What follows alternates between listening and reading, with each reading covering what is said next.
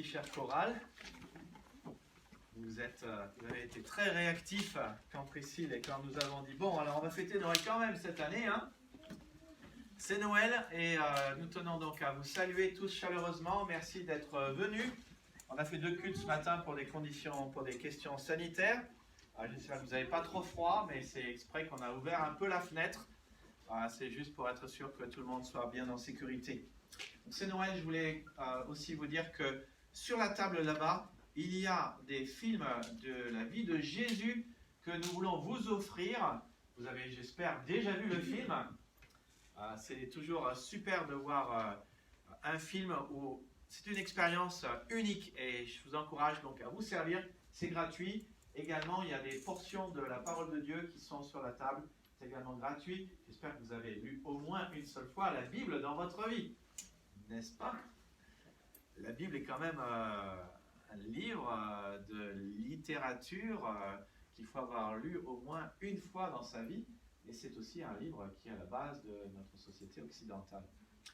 Également, si vous ne savez pas quoi offrir à vos amis, je veux aussi vous encourager à prendre soit un film, soit une portion de l'écriture et à l'offrir gratuitement. Dans votre bulletin, il y a cette petite feuille de contact. Nous considérons que c'est notre priorité de vous servir. Nous croyons que nous servons Dieu en vous servant. Et donc, si vous voulez remplir cette feuille et la remettre sur la table, ça nous permet de savoir si vous avez apprécié la matinée, si vous aimeriez être informé d'autres matinées comme celle-ci. Et vous pouvez nous dire ce que vous avez le plus aimé ou ce qui pourrait être amélioré. Ou si vous aimeriez en savoir plus, vous pouvez cocher les cases.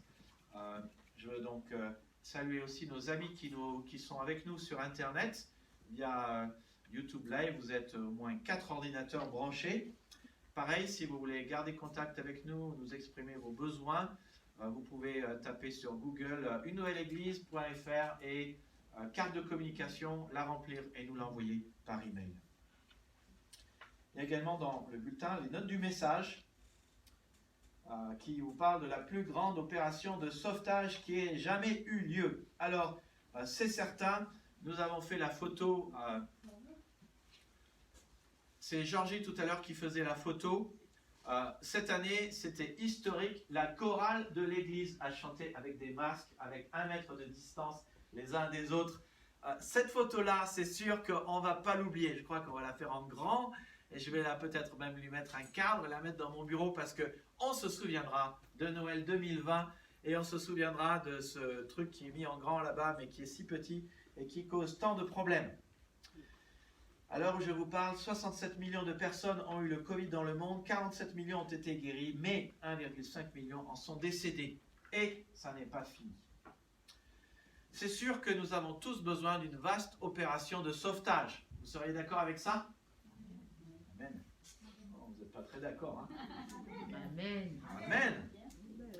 Mais je dis cela aussi parce qu'il y a peut-être un rapport avec la Covid-19, mais saviez-vous que Jésus est venu sur cette terre pour faire la plus grande opération de sauvetage qui ait jamais eu lieu et qui aura jamais eu lieu sur cette terre. Lorsque les anges annoncent aux bergers la naissance de Jésus-Christ, ils prononcent cette phrase clé, et c'est souvent le verset qui est donné pour Noël, mais les anges disent aux bergers, aujourd'hui dans la ville de David, il vous est né un sauveur, le Christ le Seigneur. C'est dans l'évangile de Luc, chapitre 12, verset 11. Et vous notez ce que les anges disent, ils disent, il vous est né un sauveur. Alors, c'est ça la question. De quoi Jésus-Christ nous sauve-t-il? Et puis, se pourrait-il qu'il y ait une connexion avec le Covid-19? Peut-il nous en sauver aussi? Parce que si oui, vous conviendrez que ça vaut la peine d'écouter. Ce dont Jésus nous sauve, eh bien, tient d'abord à son identité. Ce dont il peut nous sauver tient à son identité. Alors le texte dans Luc 2, 11 dit « un sauveur », mais sachez, et c'est très important, que dans le grec, la langue dans laquelle le Nouveau Testament a été écrit, il n'y a pas d'article indéfini. Le « un » n'existe pas. Ce qui veut dire qu'il nous est né, on devrait traduire « sauveur ». Ça veut dire que l'essence de Jésus, le caractère de Jésus, la qualité de Jésus, c'est de nous sauver. D'autres textes disent qu'il est un puissant sauveur. Je crois que c'est quand les anges annoncent cela. Non, c'est... Bon, vous trouverez le texte dans Luc 1, 69, mais je crois que c'est Zacharie qui dit cela, le père de Jean-Baptiste. Et puis il y a un autre texte qui parle de Jésus comme étant le Sauveur, dans Éphésiens 5, 23. Pourquoi il est le Sauveur? Parce que, comme les anges le disent, il est le Christ, le Seigneur. Dieu, dans l'Ancien Testament, avait promis d'envoyer le Messie, son Fils, tout autant Dieu que lui, pour sauver la terre et y établir son royaume éternel. On l'a vu récemment en lisant Daniel 7, qui est un texte prophétique qui annonce la venue du Fils de l'homme qui vient de l'ancien des jours, qui vient des nuages, qui repart dans les nuages et qui vient établir un royaume qui ne sera pas détruit et un royaume qui est éternel. Et quand ce royaume sera établi, il est dit que la mort ne sera plus, il n'y aura plus ni deuil, ni cri, ni douleur, car les premières choses ont disparu. Voilà le rapport avec le Covid. La mort, les deuils, les cris, les douleurs, la maladie aura disparu. Et cela montre à quel point Jésus est un puissant sauveur. Mais il faut se poser la question, à quel point il est aussi fort, aussi grand, qu'il peut faire cela, éradiquer la mort, éradiquer le deuil, les cris, les douleurs, la souffrance, la maladie. Eh bien, si vous prenez, j'espère que vous avez vos Bibles avec vous, je sais qu'on met souvent le texte à l'écran, mais si vous amenez votre Bible, c'est mieux parce que ça permet toujours d'avoir les vues d'ensemble. Et il y a pas mal de choses qu'on arrive à voir dans la Bible quand on a la vue d'ensemble. On a besoin du micro, mais on a besoin du macro. Si vous prenez votre Bible dans Matthieu chapitre 8, vous avez là une série de miracles que Jésus opère qui nous montrent à quel point il est un puissant sauveur. On le voit, Matthieu chapitre 8, versets 1 à 4, on le voit purifier un lépreux. Versets 5 à 13, on le voit remettre debout un serviteur paralysé. Et on le voit, versets 14, 15 et 16, guérir beaucoup de malades, de nombreux malades. Juste après, versets 23 à 27, nous le voyons calmer une tempête, puis exorciser 2 hommes possédés par des esprits mauvais, des esprits qui sont au nombre de légions. Nous le voyons remettre en mouvement un autre paralysé. Il sauve une femme de sa perte de sang qui durait déjà depuis 12 ans. Il ressuscite la fille de Jaïrus, il rend la vue à 2 aveugles, et puis il fait parler encore un homme muet. Cela montre à quel point Jésus est puissant. Il était tellement puissant que ça a soulevé un mouvement de masse, et nous voyons cela dans Matthieu 13, 34. Nous lisons que ceux qui l'entendirent étaient étonnés et disaient « Mais d'où lui viennent cette sagesse et ces miracles ?» Eh oui, il faisait tellement de miracles que les gens se posaient la question « Mais ce gars, c'est juste pas un gars normal. Il a une puissance à sa disposition. Mais d'où elle vient cette puissance ?» Nous voyons que Jésus est plus puissant que la lèpre. Juste pour info, la lèpre, c'est une maladie qui s'attrape. Il est plus puissant que cette perte de sang. Il est plus puissant qu'une tempête sur la mer. Il est plus puissant qu'une paralysie. Il est plus puissant qu'une incapacité à entendre. Il est plus puissant qu'une légion de démons. Il est plus puissant que la mort. Pourquoi est-ce qu'il arrive à calmer une tempête? Bon, il y a eu 2 passages, deux tempêtes calmées, mais il vient à Pierre et ses disciples le regardent et il dit « c'est moi ». Et dans le grec, c'est « je suis ». Exactement de la même manière dont Dieu s'est révélé à Moïse. Quand Moïse a dit « quel est ton nom ?» il a dit « je suis celui qui suis ». Jésus dit « je suis celui qui suis ». Comprenez que dire « je suis » dans le grec, il n'y a pas le « je ». Il y a le « suis ». Mais quand il dit « je suis », il dit « ego eimi ». Et ça veut dire « moi je suis ». Et c'est la traduction mot pour mot de « je suis celui qui suis » que Dieu dit à Moïse dans Exode chapitre 3. Donc il est Dieu. Il a la puissance sur sa création. Comprenez pourquoi il arrive à marcher sur la mer? Parce qu'il a créé la mer. Et donc la mer n'est rien pour lui. La mer est sa création. et il marche sur ce qu'il a créé. Il a le contrôle total sur tout ce qu'il a créé, y compris sur les choses qui sont d'ordre médical. À un tel point qu'il a ressuscité la fille de Jairus, le fils de la veuve, et Lazare. On connaît tous Lazare. J'espère que vous connaissez un peu Lazare. Notez que Lazare, il est devenu un saint Lazare, et que le saint Lazare, on le connaît tous à Paris. Gare Saint-Lazare, n'est-ce pas?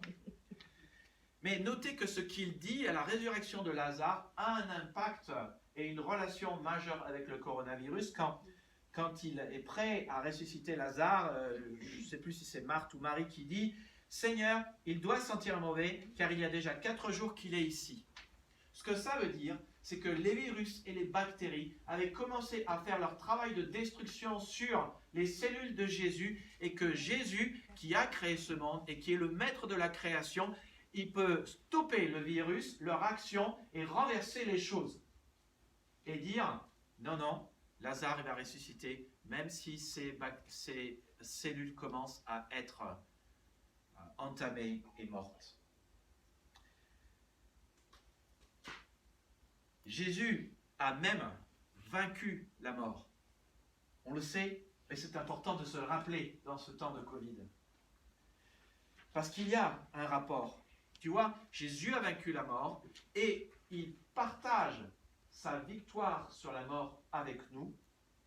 Comme il le dit, « Je suis la résurrection et la vie. Celui qui croit en moi vivra, quand bien même il serait mort. » Alors oui, la plus grande opération de sauvetage, nous en avons besoin d'une, mais elle ne sera pas pour 2021. La plus grande opération de sauvetage, même si nous avons besoin des vaccins, elle a déjà commencé il y a 2000 ans et elle continue. Alors maintenant, parlons de quoi Jésus nous sauve. Maryse est là? Elle arrive.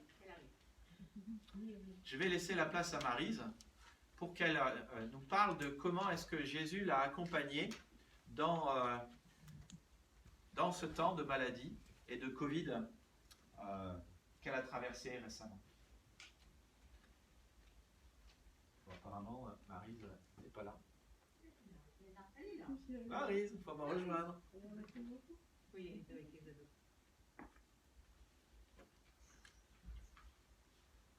Merci Maryse.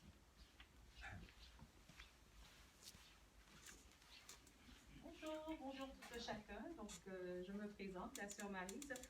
Je voulais juste aujourd'hui témoigner la gloire de Dieu, ce qu'il a fait dans ma vie.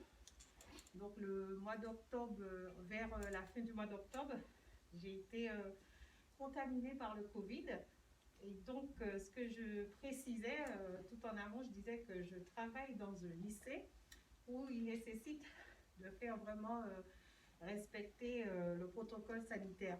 Donc, vraiment, il faut être très strict dessus, se laver les mains, exiger que les élèves qu'ils respectent le port du masque, notamment moi qui suis la surveillante, encore plus.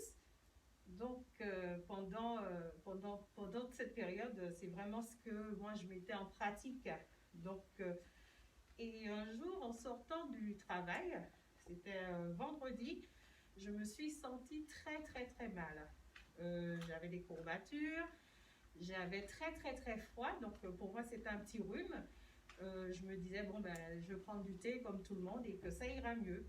Ben non, mes amis, je ne me suis pas levée du week-end. J'ai dû faire appeler le médecin qui est venu, qui m'a donné un test à faire. Et je suis partie à l'hôpital la semaine d'après parce que j'étais très faible. Je n'avais pas les symptômes tels que perdre le goût, l'odorat, mais j'avais vraiment perdu l'appétit et j'étais très, très, très faible. Donc, quand je suis arrivée aux urgences, inutile de vous dire qu'il y avait beaucoup de personnes, c'était vendredi soir vers minuit, 1h du matin. J'ai attendu. Après, on m'a fait le test. J'étais effectivement positif au test. Ensuite, j'ai été hospitalisée, j'ai été en quarantaine. Mais c'est vrai que pendant que j'étais dans l'hôpital, vous savez, quand c'est comme ça, vous vous remettez en question. Je me disais, ben, comme je vous ai expliqué au début, j'avais fait respecter les gestes, le protocole, tout ce qu'on me demandait de faire. Mais ça n'a pas, je dirais pas que ça n'a pas fonctionné, mais en fait, Dieu dans son amour, dans sa grâce, je dirais, hein, Comme je disais tout à l'heure, le psaume 34, verset 19 dit « Le malheur atteint souvent le juste, mais l'Éternel le délivre ». C'est pas parce que moi, je n'avais pas respecté le protocole, c'est pas parce que je n'avais pas effectivement respecté tous ces gestes, mais en fait, arrivé à ce stade, je me remettais en question et je voyais ma vie défiler parce qu'on se disait effectivement, est-ce que j'allais vivre? Est-ce que beaucoup de questions? Et une fois dans cette chambre, toute seule, je posais encore au Seigneur des questions différentes et Dieu me disait, prie, prie tout simplement. C'est vrai que dans ce moment de difficulté, quand on est hospitalisé, on entend les autres chambres, j'entendais les gens, c'est vraiment terrible, atroce, les gens criaient, les infirmières, ils étaient dépassés par ce Covid-19 et moi-même, je me disais, Seigneur, parce qu'on ne sait pas si on verra le lendemain, on ne sait vraiment pas. Mais Dieu, il est bien, il est fidèle, c'est un sauveur parce qu'il n'a pas laissé la mort me frapper et je peux vraiment dire merci à Jésus-Christ parce qu'il m'a fait grâce, il a mis la main. Et en fait, ce qu'il y a encore, c'est que je pensais beaucoup à mes enfants. Je disais, mais Seigneur, est-ce que tu permettras? Est-ce que je les reverrai? Je pensais à toute ma famille. Mais Océane et Bougance, je me dis, mais Seigneur, mais comment je vais faire? Et c'est là que j'entends vraiment, Dieu, il est bon. Moi aussi, j'ai des enfants. Moi aussi, j'ai d'autres enfants. Moi aussi, je veux les sauver. Et c'est pour cette raison que je suis devant vous pour vous dire qu'on a un sauveur. C'est vraiment, il a donné sa vie pour nous sauver parce qu'il nous aime vraiment. Et vraiment, Dieu m'a fait grâce. Et je le remercie, je le bénis. Et je disais aussi pour les prières, Dieu, il est vraiment bon. Quand on prie, l'Église prie pour nous, Dieu, il répond. Donc vraiment, c'est une grâce et je veux encore lui dire merci. Voilà.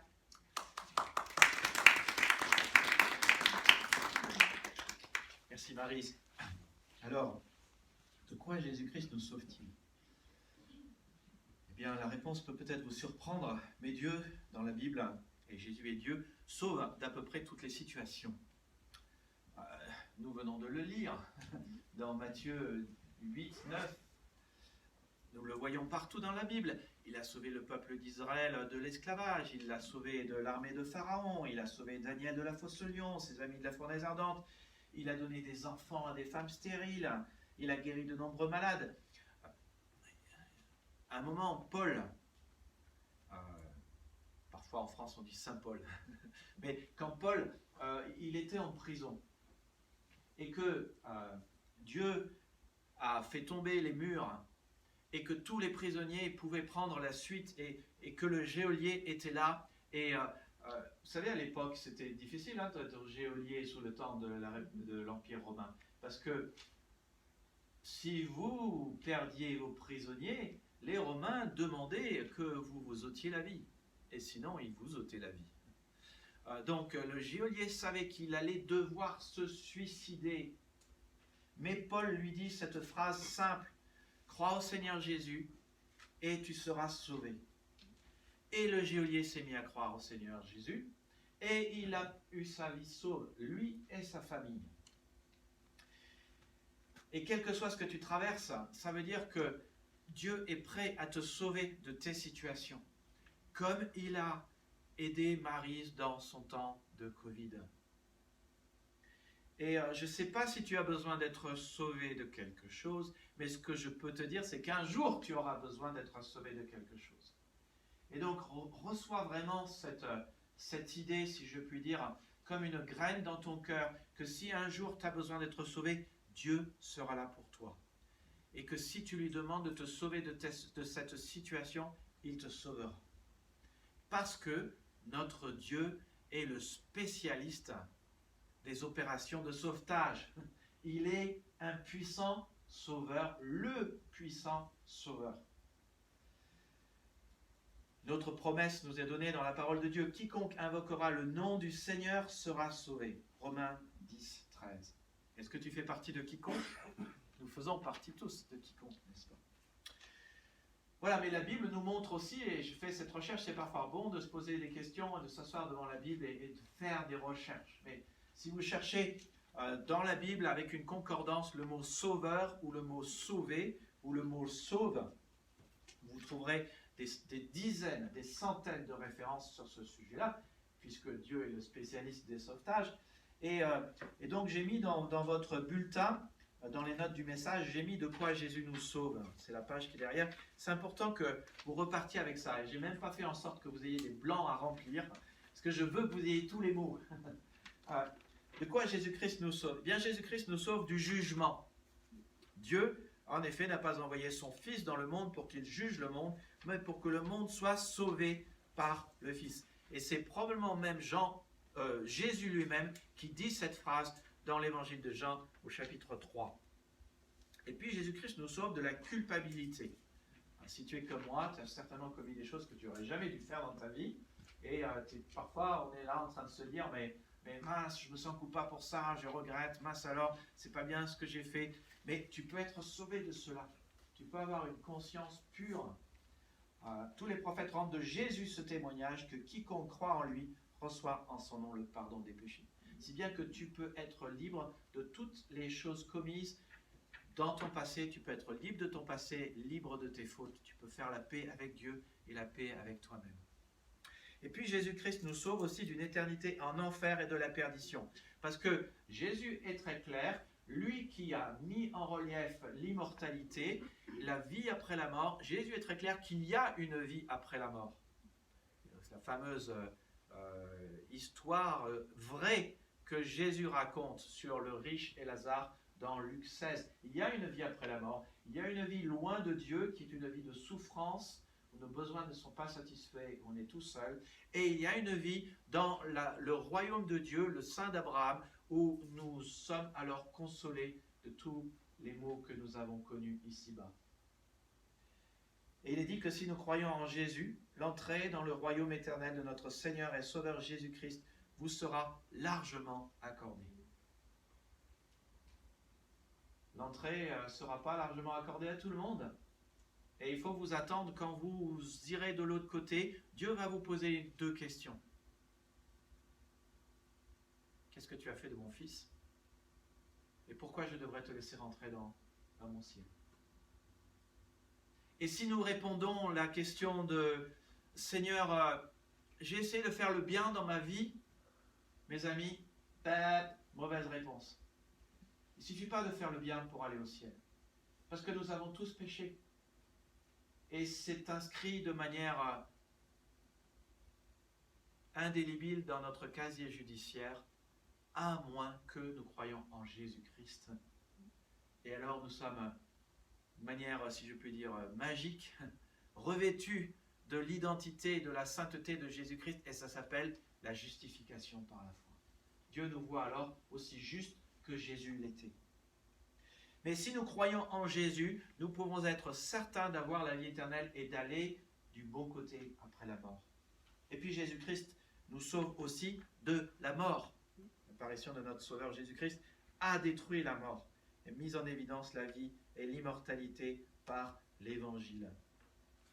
Et donc, nous qui croyons dans le Christ, si nous croyons en lui, nous ne mourrons pas. Alors, nous passerons par la mort physique, mais nous ne serons pas dans la destruction éternelle qui est le séjour des morts et l'enfer. Et puis Jésus-Christ nous sauve de la peur de la mort. Peut-être qu'il y a certains parmi nous qui diraient « Moi, j'ai peur de la mort. » La mort est un ennemi qui a été vaincu. Mais il y a toujours cette crainte qu'on peut parfois avoir, ou peut-être c'est un 10e de la crainte qu'on avait avant, ou un 100e de la crainte qu'on avait avant. Mais il est dit que par sa mort, Jésus a pu écraser le diable, qui détient la puissance de la mort, et délivrer ceux que la peur de la mort rendait esclaves durant leur vie entière.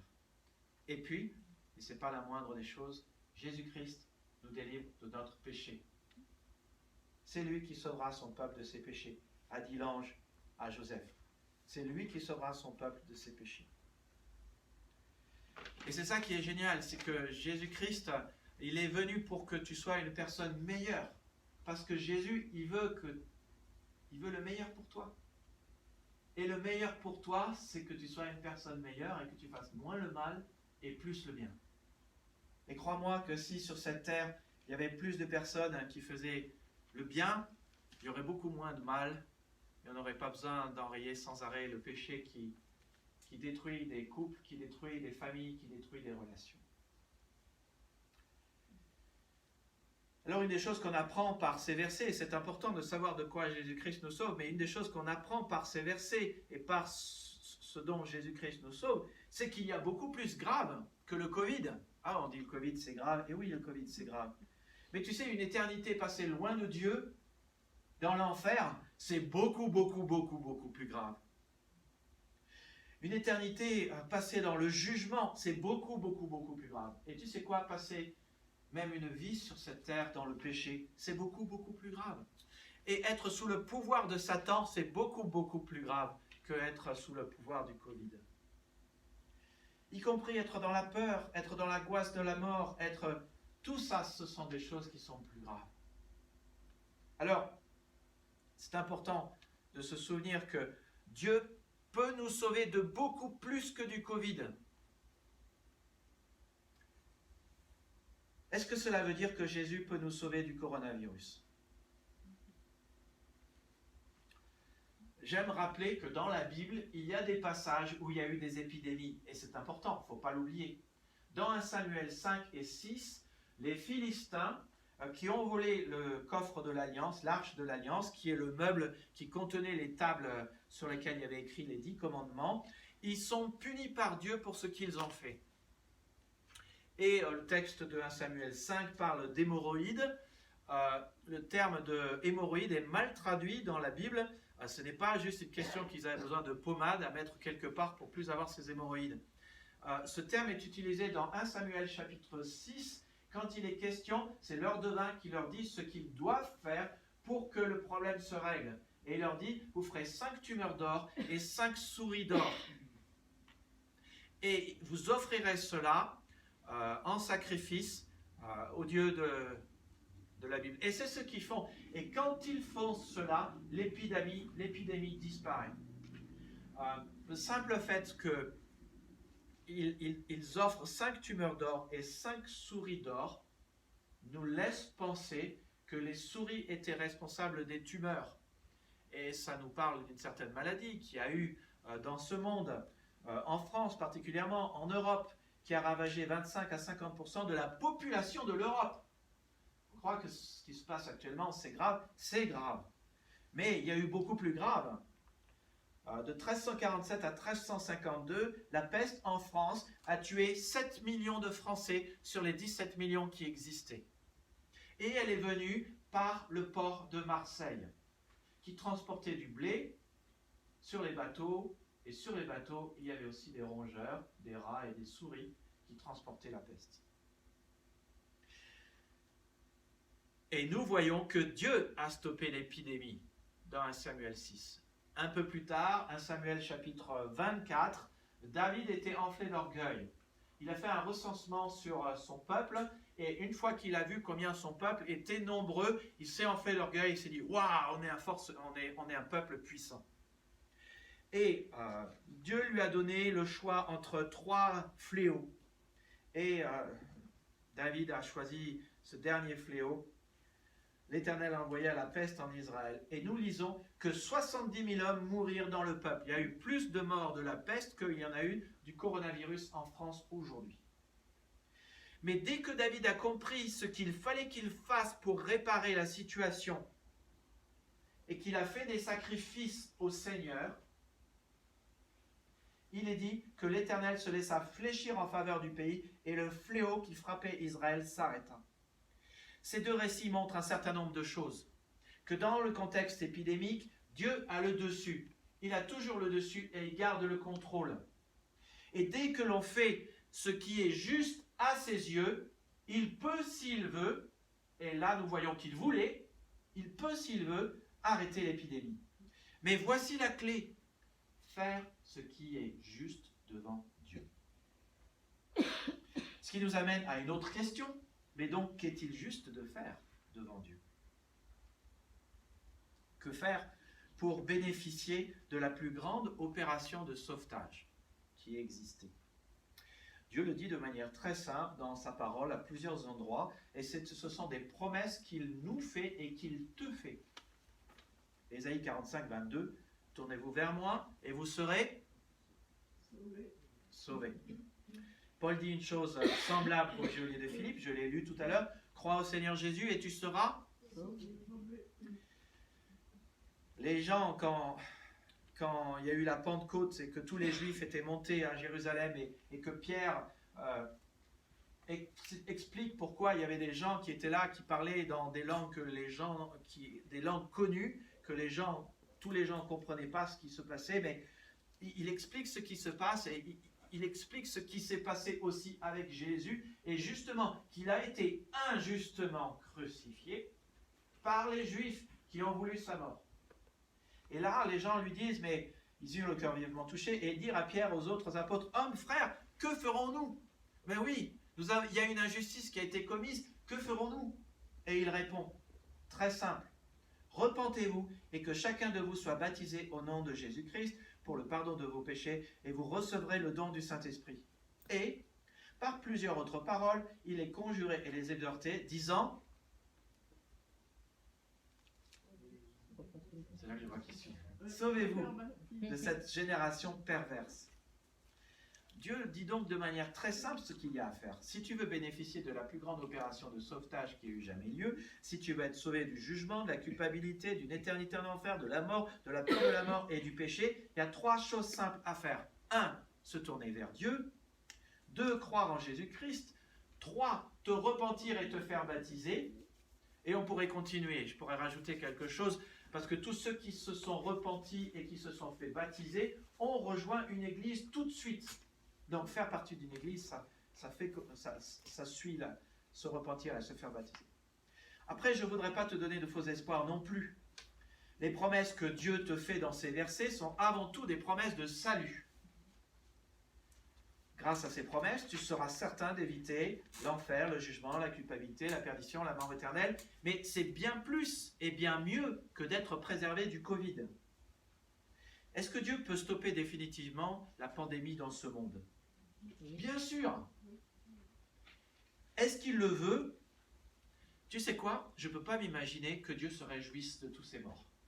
Je ne peux pas m'imaginer que Dieu se réjouisse de ce que l'homme est en train de passer un mauvais moment. Je ne peux pas. Parce que notre Dieu est un Dieu plein de compassion. Mais il y a quand même des cas dans la parole de Dieu où il a choisi de laisser la maladie, si je puis dire, œuvrer ou faire son travail. Je pense à Job qui a été malade certainement des dizaines d'années. Je pense à Paul qui avait des problèmes aux yeux, une écharpe dans la chair, et Dieu lui a dit « Ma grâce te suffit ». Ce qui se passe aujourd'hui est terrible. Chaque personne que je croise dans la rue, si je lui demandais « Mais est-ce que vous seriez d'accord qu'il n'y a que Dieu qui peut nous sauver de cette pandémie ?» Tout le monde dirait oui. Tout le monde.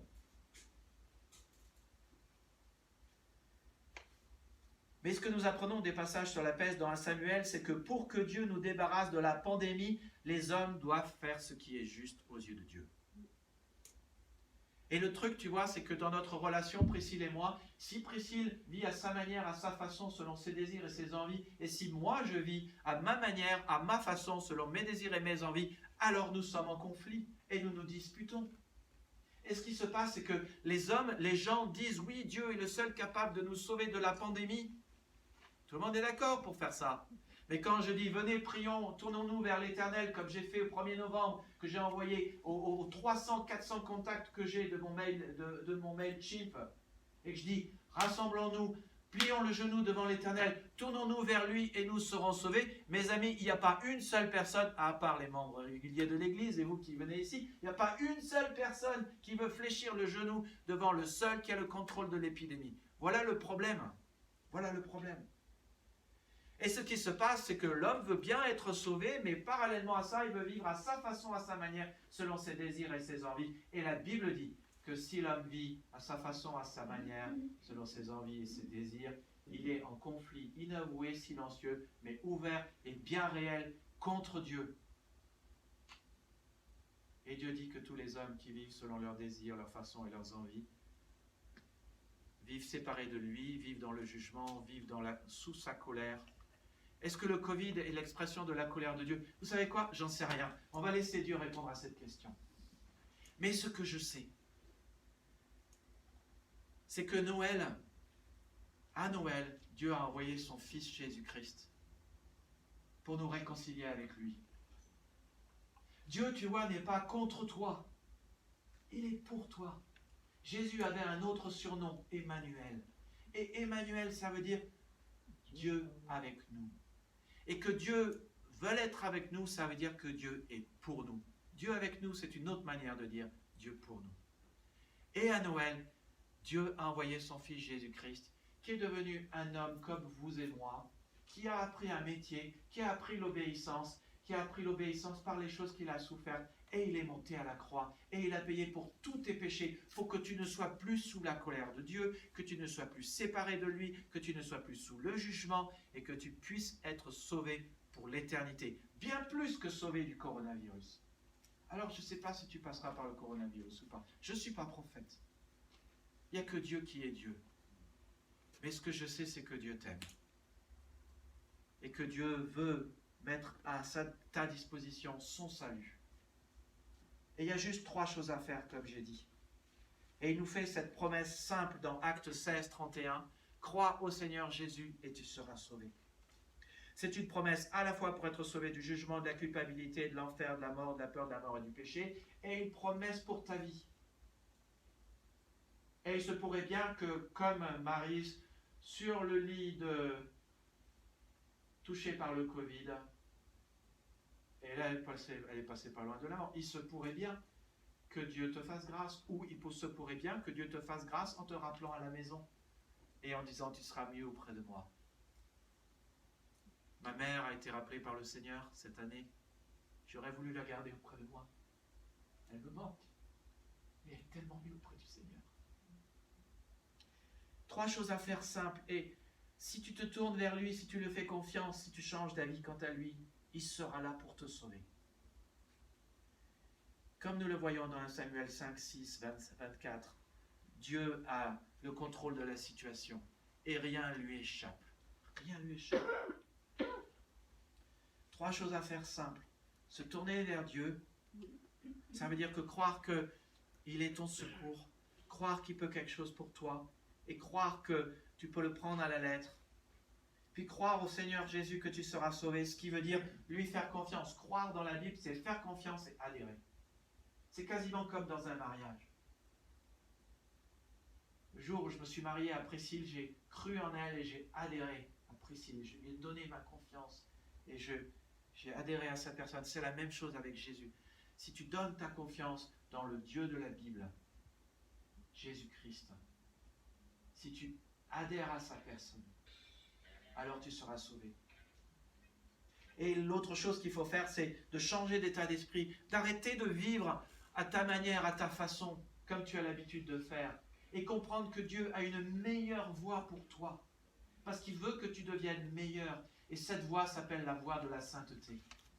Dire non au mal et dire oui au bien, parce que Jésus t'en donnera la capacité. Mais de changer d'état d'esprit dans ta vie, de changer de pensée et de dire maintenant, je vais arrêter de faire ce que moi j'ai envie, mais je vais faire confiance à Jésus pour ma vie.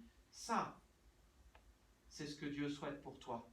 Et si tu te changes d'avis, si tu changes d'avis pour ta vie, ce que la Bible dit, c'est qu'il faut que tu te repentes, changer d'avis et te faire baptiser. Que tu dises, maintenant, moi je fais partie de ceux qui suivent Jésus. C'est ça le sens du baptême. J'adhère au mouvement messianique. Je fais partie de ceux qui font partie du mouvement messianique.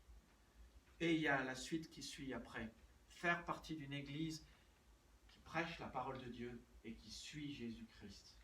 Ce qui est le verset suivant, une fois que les gens se sont repentis. Est-ce que tu as la certitude d'avoir tes péchés pardonnés? Est-ce que tu as la certitude d'aller au ciel après ta mort? Est-ce que tu peux dire que tu es réconcilié avec Dieu et que Dieu est ton ami?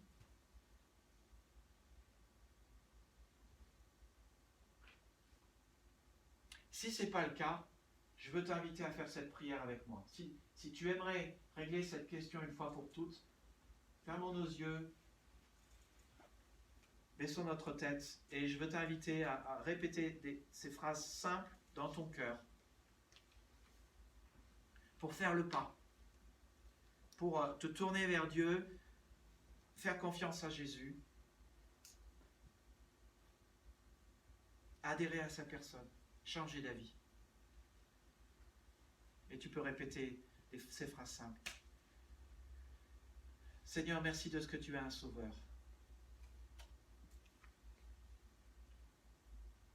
Merci de ce que tu es le sauveur.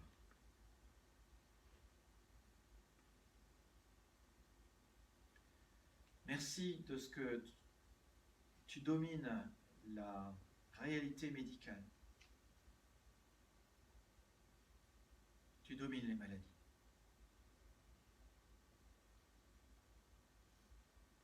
Pardonne-moi de ce que j'ai vécu à ma façon, à ma manière, selon mes désirs et mes envies.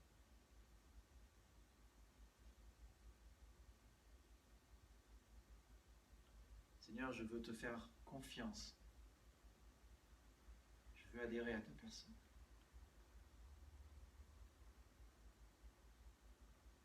Et c'est pour cela que je dis sauve-moi.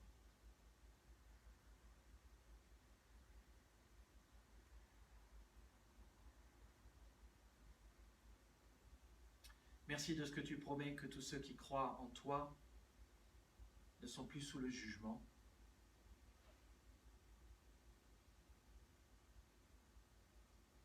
Merci de ce que, Seigneur, je peux être certain que mes péchés sont pardonnés. Merci parce que je peux être certain d'aller auprès de toi après la mort.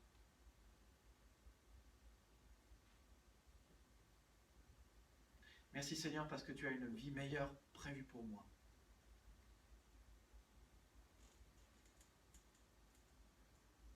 Sois mon Sauveur et mon Seigneur.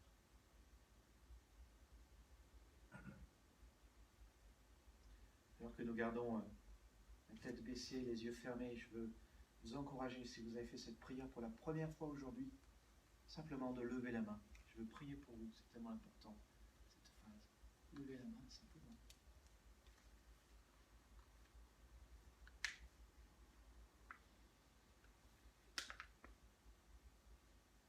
Ce qui est important que vous fassiez maintenant dans votre vie, c'est de lire la parole du Seigneur. Il a envoyé son Fils Jésus-Christ pour avoir une relation avec vous, que vous soyez réconciliés avec lui, que vos péchés soient pardonnés. D'avoir cette relation avec lui en l'écoutant. Car c'est de la parole de Christ que vient la foi. Et puis d'aller dans une église qui prêche sa parole et qui vit sa parole. Et de vous faire baptiser.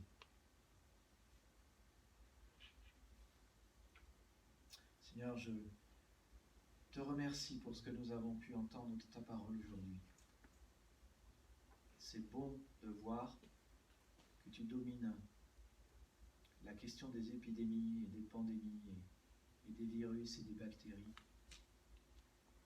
C'est bon de voir aussi, Seigneur, que tu nous fais une promesse de nous aider et de nous sauver à la fois de ces choses terribles qui sont le jugement, la mort, le péché, une éternité passée loin de toi, l'angoisse. Mais c'est bon de voir aussi que tu nous fais cette promesse simple, Seigneur, que tu sauves. Quelles que soient nos circonstances, quelles que soient les situations, quel que soit même, Seigneur, le mal que nous avons fait, tu sauves. Je pense à ce brigand qui était sur la croix et qui a dit cette parole simple. Seigneur, quand tu arriveras dans ton royaume, souviens-toi de moi. Ce brigand, Seigneur, qui n'a pas été baptisé, mais qui a été sauvé, tout simplement parce qu'il avait confiance en toi, et il savait que tu avais la puissance de le sauver, et il savait qu'il suffisait de te faire une demande pour être sauvé. Merci, Seigneur, pour ces promesses, que tu nous sauveras, que tu seras là pour nos moments difficiles, que tu es là avec nous et que tu es là pour nous. Merci, Père, notre Dieu, parce que tu l'as prouvé en donnant ton Fils Jésus-Christ, qui est mort pour nous à la croix, pour payer notre péché, pour que nous n'ayons pas besoin de le payer. Il a payé à notre place.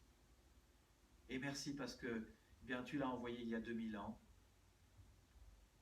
Il était ce petit enfant, Jésus, qui est né dans une étable, soit dans une grotte, soit dans le sous-sol d'une maison, parce qu'il n'y avait plus de place pour lui.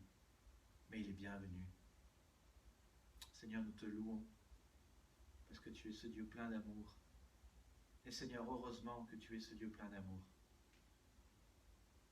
Te louons pour cela. Et nous prions, Seigneur, Aussi, je prie pour notre Église, ton Église, Seigneur. Te louons parce que cette année, nous pouvons célébrer Noël. Merci de ce que le gouvernement nous y a autorisé. Te remercions aussi pour cette si grande salle où nous pouvons faire un culte en ayant tout l'espace suffisant entre nous. Te remercions, Seigneur, parce que tu es digne de louange, digne d'être honoré. Et que tu es avec nous et pour nous. Et nous prions, Seigneur, que nous puissions, comme ça a été fait dans ce sketch, refléter la paix que tu nous donnes et refléter l'amour que tu donnes et refléter la foi que tu nous donnes et l'espérance que tu nous donnes pour que ce monde sache qu'il y a une solution à la pandémie, il y a une solution au péché, et il y a une solution à la mort, il y a une solution à la corruption. Et que nous puissions, Seigneur, briller avec assurance et gloire pour toi. Prions cela dans le nom de Jésus-Christ. Amen. Toutes les annonces sont dans le bulletin, je vous invite à les lire et je vous invite à vous lever pour chanter un dernier chant tous ensemble.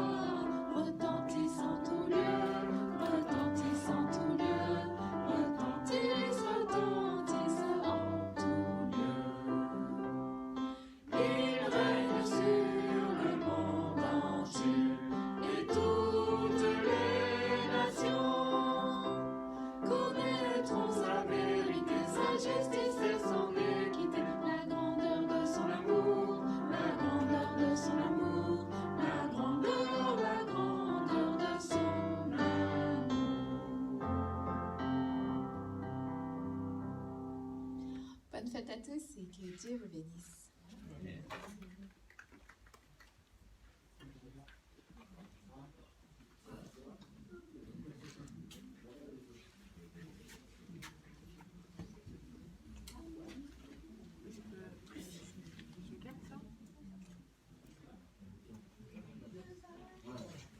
Tu veux le garder, sinon je récupère. Comme j'aime bien, ça Et Béatrice, si t'arrives rien.